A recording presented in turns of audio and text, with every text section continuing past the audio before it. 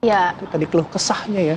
ya galau juga sih sebenarnya karena memang kalau kita tahu PSE memang ya mau tidak mau memang ini kan merupakan aturan yang ada di peraturan pemerintah dan juga peraturan menteri ya. Tapi ini ada suara dari penggunanya itu loh Bahai. Ya, nah saya mau langsung ke Bang Alfon. Sebelum nanti konfirmasi ke Pak Sem ya, soal tadi banyaknya harapan para Ya. warganet dan juga pelaku e-sport tuh. Bang Alfon, gini, kalau PSE niatnya adalah melindungi data pribadi, salah satunya itu ya, kemudian kedaulatan digital juga gitu. Tapi kan narasi yang muncul di medsos banyak, ini juga saya harus tanyakan karena apa? Eh, Sekarang kita ngomongin soal privacy data-data gitu. Tapi kan kita setiap hari juga pasti dapat yang namanya penawaran-penawaran, entah dari WhatsApp, entah itu dari SMS gitu. Kok bisa sih gitu masih ada hal yang tembus pada individu-individu di Indonesia gitu. Kita bicara soal perlindungan data pribadi, tapi dalam kaitannya kita masih menemukan praktek-praktek seperti ini. Nah, apakah PSE ini juga bisa menghindari salah satu itu? Saya merangkum apa yang ada di dunia maya aja, Bang Alfon. Ya, kita perlu jujur juga. Jadi PSE dengan perlindungan data, big data Indonesia itu sebenarnya kita perlu evaluasi lah, instansi pemerintah banyak datanya bocor. Dan itu berhubungan dengan pengelolaan security yang baik. Mereka perlu mengikuti ISO-nya, jangan memperlakukan data itu sebagai berkah tetapi sebagai amanah, harus dilindungi dengan baik, itu baru bisa aman. Nah, kalau PSE ini sendiri berkaitan dengan kita ingin bahwa orang yang menyediakan layanan digital ini, mereka melakukan pendaftaran supaya bisa diawasi dan diberdayakan dengan baik. Jadi contohnya dengan PayPal ini, mereka daftar PSE aja belum boleh jalan. Kenapa? Habis itu mesti daftar ke BI. Kenapa? Karena mereka jalankan yang keuangan gitu. Oke. Jadi ini dua variabel yang berbeda ya sebetulnya ya, Bang ya. Nah, tapi kalau kita melihat soal pemblokiran yang terjadi tadi ada suara dari masyarakat yang cukup terdampak. Sebetulnya apakah kita mengamini bahwa PSE ini ada di aturan ya, memang harus ditegakkan dan lain sebagainya. Tapi apakah pemblokiran ini satu-satunya jalan untuk kemudian menegakkan aturan atau seperti apa sih kalau menurut Anda, Bang? Harusnya pemblokiran ini jalan terakhir lah. Jadi ibaratnya kita berurusan dengan orang yang jualan di trotoar, kita himbau dulu, kasih tahu bahwa lu melanggar peraturan, lu sediakan tempat jualannya, dia suka rela pindah, jadi tidak kacau gitu. Jadi mungkin dikomunikasikan dulu, sebelumnya saya lihat ada komunikasinya, lalu disuratin dulu, suratin, dicuekin juga, terpaksa diblokir. Nah, tetapi saya harapkan supaya masyarakat juga bisa mengerti, Kominfo juga transparan. Jadi ini gua umumin tanggal segini, gue suratin tanggal segini, ini suratnya, gue suratin ke email yang ini, orangnya nggak dijawab, ya gue blokir. Oh, jadi ada tahapan-tahapannya ya? Coba kita tanya ke Pak Sem. Pak Sem, pihak dari Kominfo sudah melakukan tahapan-tahapan itu belum sampai pada akhirnya pemblokiran itu dilakukan? Ya, sudah kami lakukan. Tapi sebelum ke sana, saya ingin mengklarifikasi sekali lagi ya. Ini bukan hanya terkait data pribadi, tapi tadi bagaimana kita menciptakan equal playing field. Karena pelakunya kan juga ada orang Indonesia. Kenapa Indonesia kita atur, kenapa yang asing kita seolah-olah mereka superior daripada Indonesia. Kalau kami bukan itu. Indonesia bangsa besar. Kami membuka diri. Kalau mereka ingin berbisnis di Indonesia, silakan. Kami membuka diri. Ikutin juga aturan yang ada. Karena kita juga terapkan ini aturan ini di warga kita. Nah, justru ini kita akan mengangkat juga yang namanya game developer. Kenapa game developer ini juga menjadi perhatian kita, dan kami punya program khusus. E-sport itu adalah salah satu yang terdepan waktu masih ada menjadi polemik. Kominfo lah yang terdepan untuk mendorong ini. Yang namanya e-sport ini memang banyak juga sudah mendaftarkan. Nah, ini kita memberikan kesempatan kepada tim. Nah, tim sudah membuat koresponden ke kita, dan kita oke, berarti ada niat baik. Kita juga sudah buka pagi ini tadi karena ada niatan baik. Kita tunggu niat baiknya itu bisa diwujudkan tidak. Nah, itu terkait itu tadi. Nah, terkait tahapannya kami sudah umumkan. Habis itu tanggal 20 lihat ada 12 yang belum. Kita evaluasi lagi ternyata 11.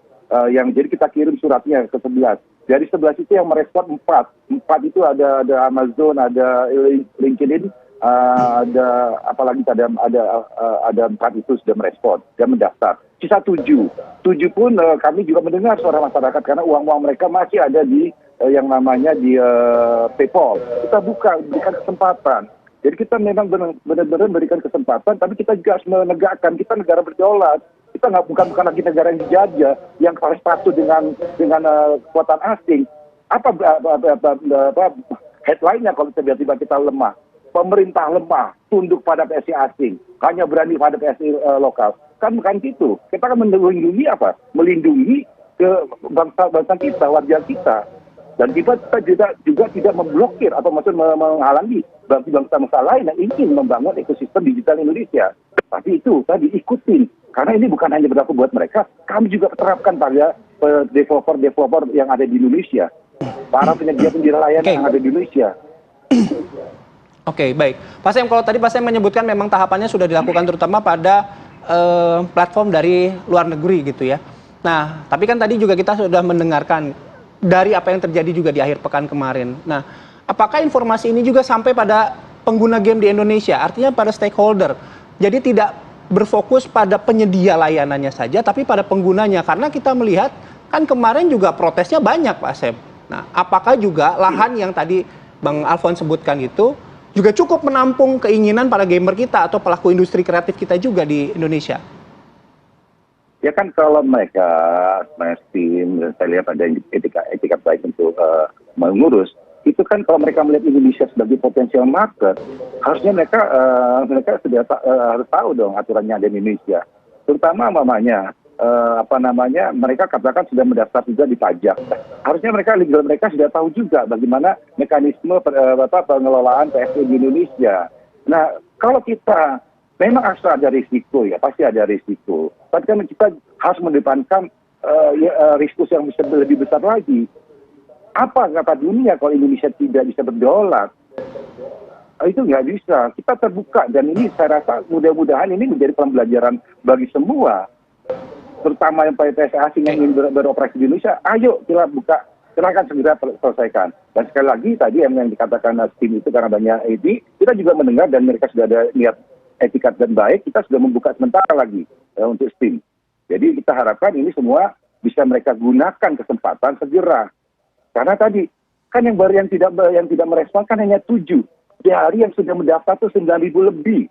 Dari 300 PSI asing yang sudah mendaftar. 7 loh. PSI asing aja sudah 300-an yang mendaftar. Yang Indonesianya, total Indonesia itu hampir ke 9.000 lebih.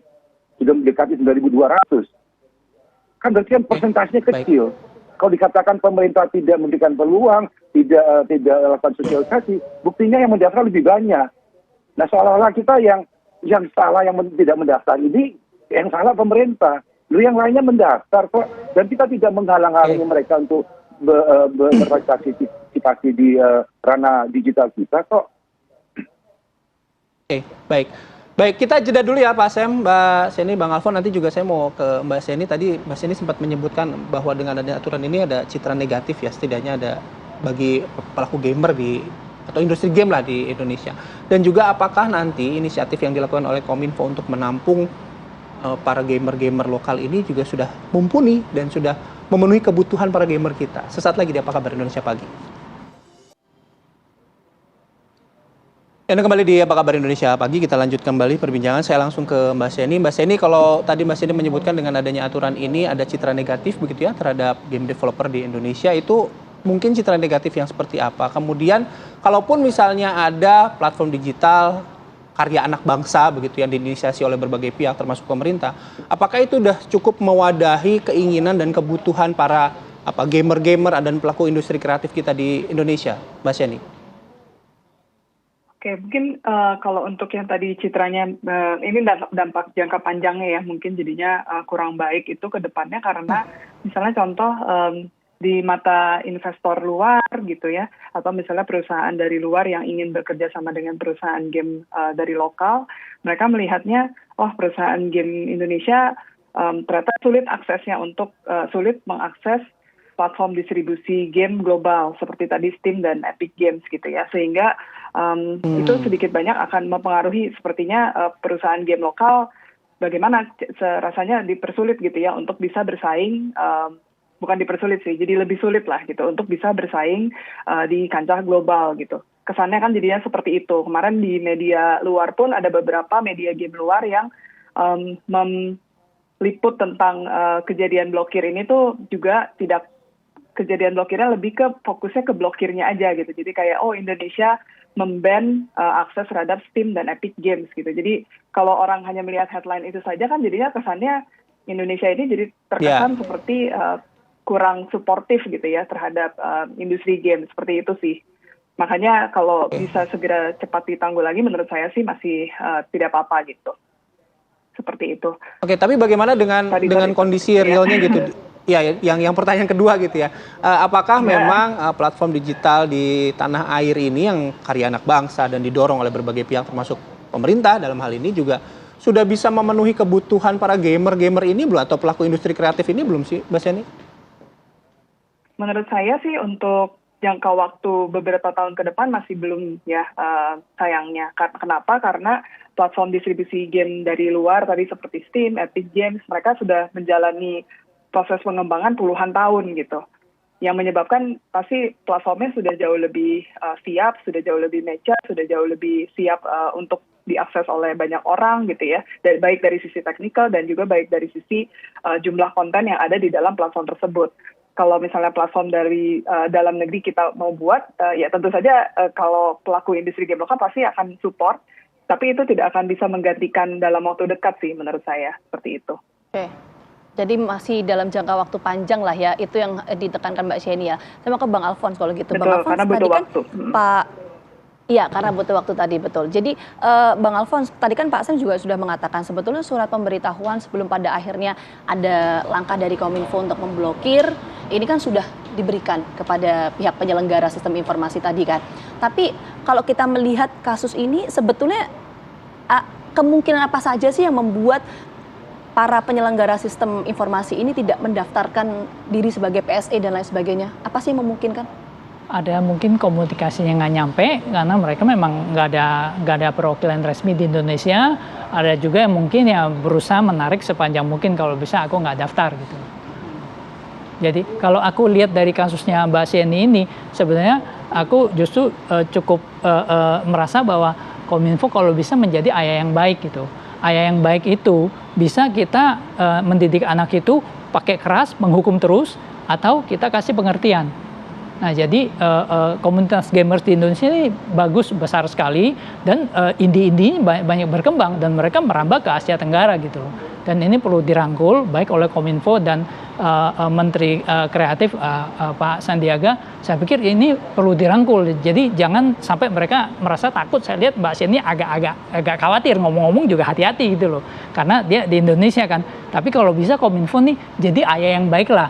Jadi ayah yang baik, berikan pengertian, menjadi yang bisa mengayomi sehingga komunitas ini makin berkembang dan manfaatnya untuk Indonesia besar sekali. Nah, sebelum ke Pak Sam ya, saya ke Mbak Sheni lagi nih. Mbak Sheni, kalau katakanlah gitu ya, kita berandai-andai dulu gitu ya. Kalau misalnya soal Steam, kemudian Epic Games gitu, akhirnya tidak mematuhi persyaratan yang diminta oleh Kominfo. Nah, ini dampaknya lagi nih buat Mbak Sheni dan rekan-rekan gitu yang mengandalkan itu gimana, Mbak? Dampaknya mungkin tadi sih kalau untuk sehari-hari operasional jadinya lebih sulit ya karena kita jadi harus mencari channel lain gitu kan yang bisa mengakses kedua platform tersebut dan juga kalau saya dengar dari beberapa rekan-rekan game developer yang lain jadinya jadi tadi citranya juga nggak cuma ke industri game dunia tapi juga industri game lokal juga selama ini kita beberapa tahun kebelakang tadi Pak Samuel juga sudah menyebutkan bahwa pemerintah itu sangat suportif gitu terhadap industri game lokal gitu ya melakukan berbagai inisiatif. Nah cuman karena blokir ini jadinya kayak kenapa jadi seperti ini gitu ya. Tadi sih mungkin bisa di-solve dengan komunikasi yang baik dan juga memberikan waktu juga tidak terasa tiba-tiba lah seperti itu sih. Oke, nah Pak Sam, tadi kan Pak Sam juga sudah menyebutkan ada beberapa aplikasi yang memang ini dibuka untuk sementara waktu, misalnya PayPal ya Pak ya, betul ya? Itu sampai 5 hari ke depan, berarti artinya sampai Jumat besok Pak? Ya, kalau PayPal harus Jumat besok, nanti kan saya dalam waktu dekat ini akan bertemu secara online, dan mereka minta request, ya kita lihat. Kalau yang ada niatan baik dan itu mereka benar-benar mengurusnya, ya kita akan bisa kasih kelonggaran lagi gitu. Karena kan tapi untuk para gamers ini yang masih terus diblokir untuk aplikasinya Pak ya. Yang ingin saya tanyakan juga Pak Sam, saya penasaran Pak. Ini Yang gimana Pak? Ya, gimana Pak? Tim kita sudah buka sementara juga ya. Oh, sudah buka sementara. Sampai kapan itu Pak? Ya kita lihat, kita lagi berkoordinasi sama juga 5 hari ke depannya. Jadi kita lihat korespondensinya gimana. Jadi tim juga sudah mengirim surat dan minta waktu untuk melengkapi formulir pendaftaran. Baik Pak, ini juga saya ingin konfirmasi ada 2 hal Pak, gitu, untuk menutup diskusi soal aplikasi judi online yang masih bisa diakses. Saya tadi pagi juga masih bisa buka, gitu, meskipun nggak daftar. Satu itu. Yang kedua soal penggunaan aplikasi yang disematkan di kominfo.go.id gitu, yang justru juga belum didaftarkan di PSE. Ini kan juga narasi yang berkembang Pak. Saya minta klarifikasi itu Pak.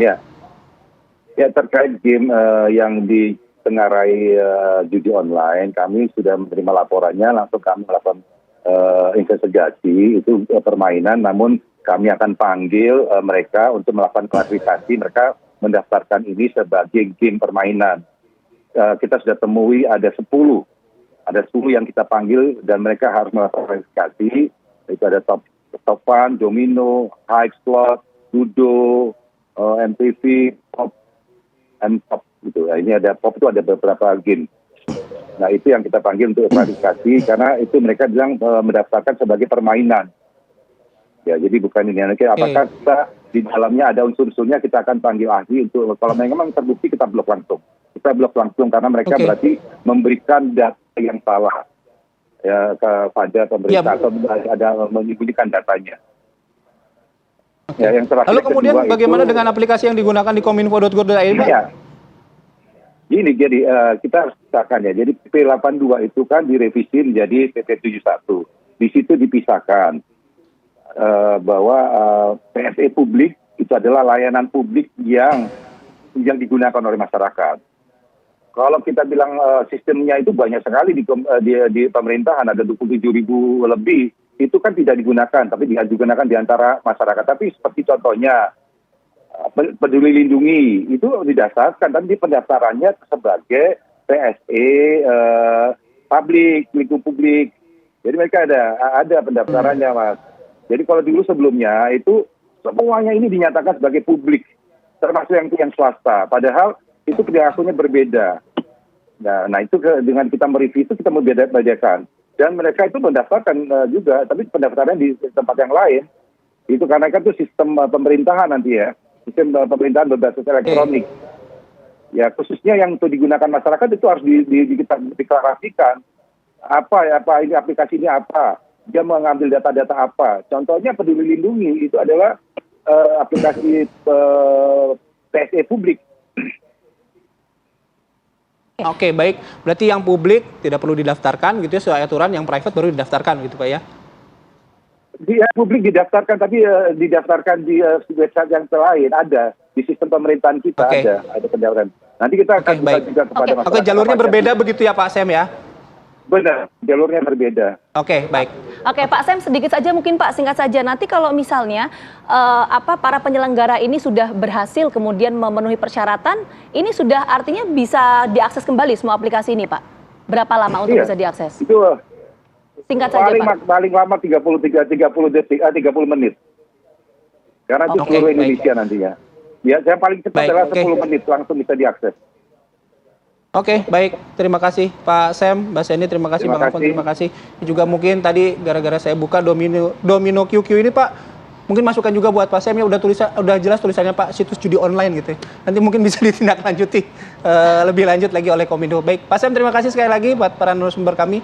Kami mengucapkan terima kasih atas kerjaan waktunya pagi hari ini. Kami akhiri diskusi di Aki Pagi kali ini, tapi masih ada beberapa informasi lain yang akan kami hadirkan sesaat lagi.